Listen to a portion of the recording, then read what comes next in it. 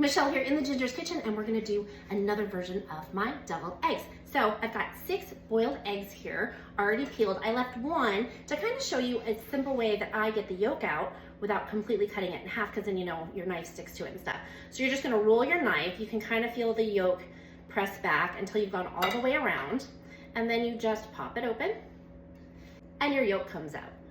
Okay, so now I've got 12 halves here, and my 6 yolks. I have got 3 tablespoons of a sour cream, 1 tablespoon yellow mustard. You can also use Dijon mustard. I have 1 tablespoon of mayonnaise, so if you leave out the mustard, do 2 tablespoons of mayonnaise.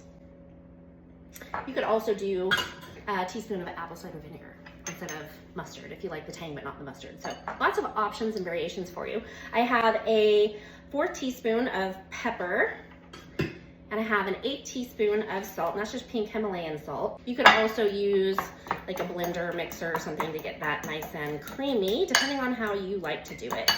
So just get it all mashed up so that it's creamy and smooth.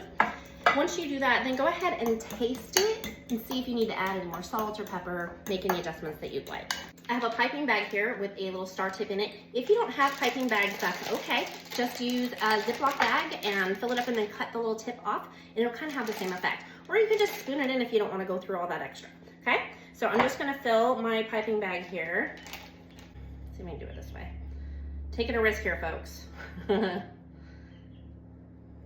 gonna take my bag, I'm gonna squeeze stuff down. Then all I do is just twist and kind of squeeze and fill, and it makes it just kind of pretty as we fill it up. Oh, there we go. Okay, so delicious. Now I have some paprika, and I'm just gonna tap a little bit on, and this is more for color than anything else. Just a little bit. Then I have some dill, and I like to use fresh dill, but I don't have any. If I have fresh dill, I'll take a little sprig and stick it in each one. We're gonna garnish it with some bacon. I baked this bacon, and this is center cut, thin sliced bacon, but you can use whatever you want. There's only one thing left to do.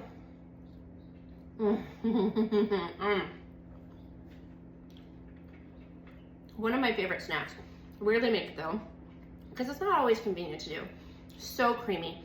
I recommend putting them in the fridge for just a little bit before you serve them to let that sour cream and stuff set up.